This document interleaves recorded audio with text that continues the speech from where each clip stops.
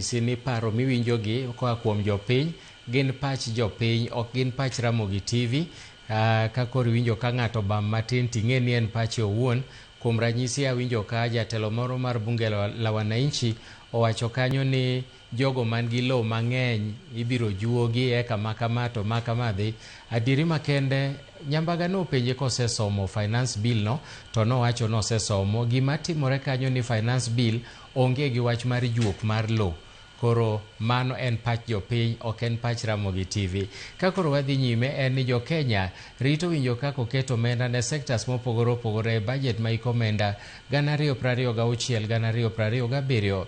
Jodak ma Machakos dwa ni keto omenda moromo ne sekta ma somo kaka yor fuong'o ngima ne jonyuol kendo neno ni sekta no obedo kod yot e tayo chenro mage. Mai kaka jopiny ma Machakos loso.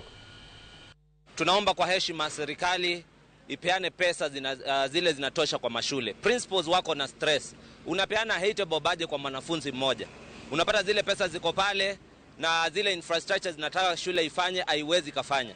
Kwa hivyo competition iongezwe. Shule zipewe pesa za kutosha, principals waweze kurun shule kwa sababu kama sasa wanaambiwa waeke CCTV, waangalie vile strike kutokea vile wanafunzi wanaweza kuwa safe na mpeani pesa. Ushaona daktari anaambiwa aende akatengeze hospitali ama askari aende akatengeze police station. Mnaambia walimu waende watengeneze na muwapei pesa. Wataka walimu wafanye nini? Kitu kingine, bei ya mafuta iko juu sana.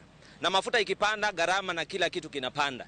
Na nyinyi mnaweka budget kwa maofisi zenyu, mnasikia mnatumia billions. Na Wakenya yearly huku ile pesa mtu anapata mwisho wa mwezi 60% inaenda kwa tax. 40% ni unabakishia mwananchi. Na hiyo 40% education is very expensive. Kila kitu ni very expensive. Mnataka watu wagharamikie aje health, education ukiwa umepewa hiyo 40%.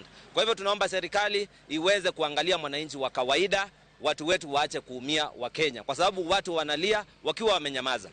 Ningeuliza serikali iunganishe basari zote za president, za governor, za MCA, za MP zote ziunganishwe moja, zipelekwe ziwe zinatumwa shuleni kama ni mwanafunzi anahitaji school fees au anaipata shuleni. Na pia serikali iangalie hii mambo ya mgomo. Imekuwa shida sana kwa sababu kila wakati lecturers wako strike, madaktari wako strike, walimu wako strike. Serikali ingeangalia iwapatie haki yao. Hii mambo ya mgomo ishe. Budget tunatarajia isomo ambayo imefinyilia kila mmoja wa mwananchi.